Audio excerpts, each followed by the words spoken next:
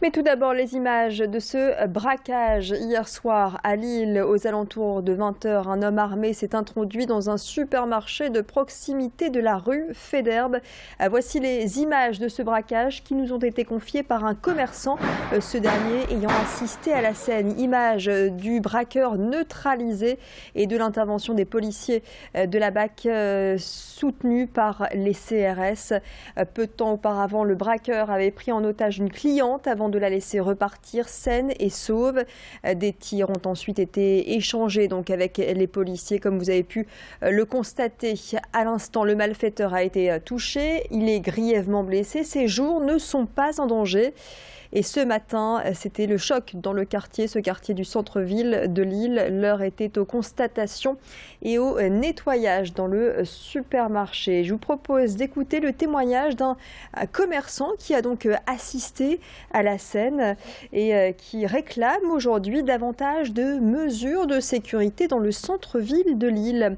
Il s'est confié au micro de Céline Huret et de Xavier Silly. J'étais en train de délivrer la dernière ordonnance quand plusieurs personnes commençaient à courir dans la rue avec un état de panique entre guillemets et certains passants me disaient qu'une prise d'otage est en train de se faire chez Monop. Une petite remarque perso, c'est le manque de caméras dans un lieu stratégique comme la rue Faidherbe. Je trouve ça quand même bon. Même si on peut penser que ce soit une atteinte à la vie privée, etc. La rue Faidherbe, la Grand Place, c'est stratégique, surtout en ce moment. C'est indispensable de mettre des caméras dans la rue, quoi. Et voilà ce que l'on pouvait dire donc ce soir sur ce braquage intervenu hier rue Faidherbe entre la place du Théâtre et la gare Lille-Flandre. Des rubans bleus pour manifester leur mécontentement. À Ouascal, le syndicat majoritaire en mairie a choisi de faire part de son désaccord de manière symbolique. Des rubans bleus ont été accrochés sur le portail de l'entrée du personnel de la mairie.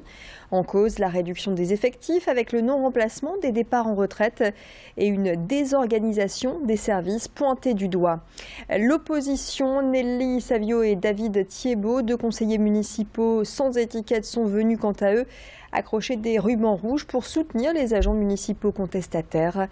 Depuis septembre et les élections municipales partielles, la mairie de Ouascal est dirigée par Stéphanie Ducret, maire UDI et également élue au conseil régional.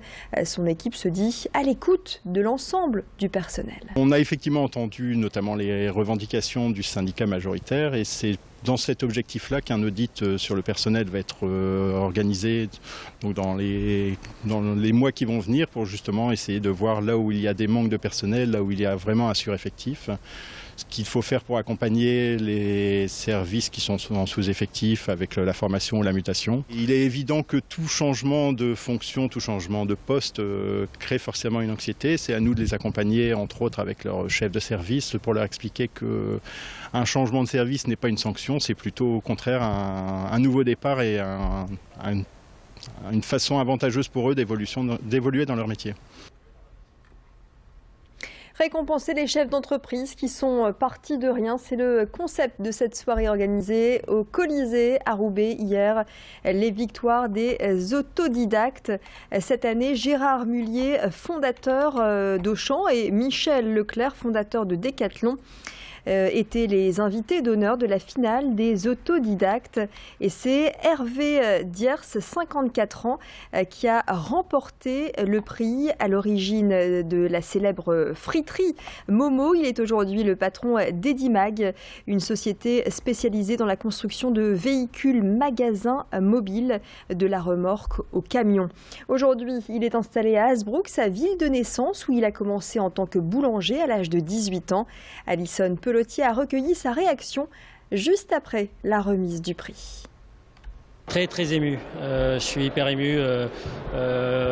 J'ai vu un film sur mon parcours exceptionnel et puis surtout être reconnu devant tous ces grands chefs d'entreprise, pour moi c'est jamais un jour j'aurais pu penser une chose pareille. Je suis très heureux d'avoir remporté cette victoire qui pour moi c'est celle qui a le plus de sens et ça correspond bien à ma personnalité.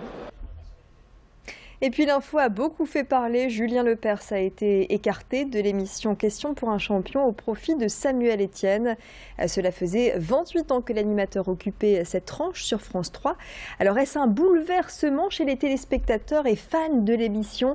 C'est ce que nous avons cherché à savoir. Dans la petite ville de Locon, près de Béthune, le club Question pour un champion rassemble une trentaine de personnes qui se réunissent une fois par semaine à la maison des associations pour jouer ensemble. Et aussi surprenant que cela puisse paraître, bon nombre de ces joueurs valident et cautionnent les choix de la direction de France Télévisions. Pas de nostalgie, au contraire, les membres du club espèrent un renouvellement de cette émission basée sur la culture générale. C'est ce qu'a confirmé la présidente du club au micro de Xavier Silly. Avec le temps, ses défauts sont ressortis de plus en plus. On a l'impression que l'émission est parfois axée vraiment sur sa petite personne plutôt que sur les candidats. Et certaines personnes ne regardent plus justement parce qu'il ne s'est pas renouvelé dans son humour et tout, et il n'est pas suffisamment spontané avec les différents candidats. On a l'impression parfois qu'il est axé sur un candidat qui lui plaît plus qu'un autre, et ça déplaît quand même à pas mal de gens, cette attitude. Et c'est la fin de ce flash. Tout de suite, les prévisions météo du week-end.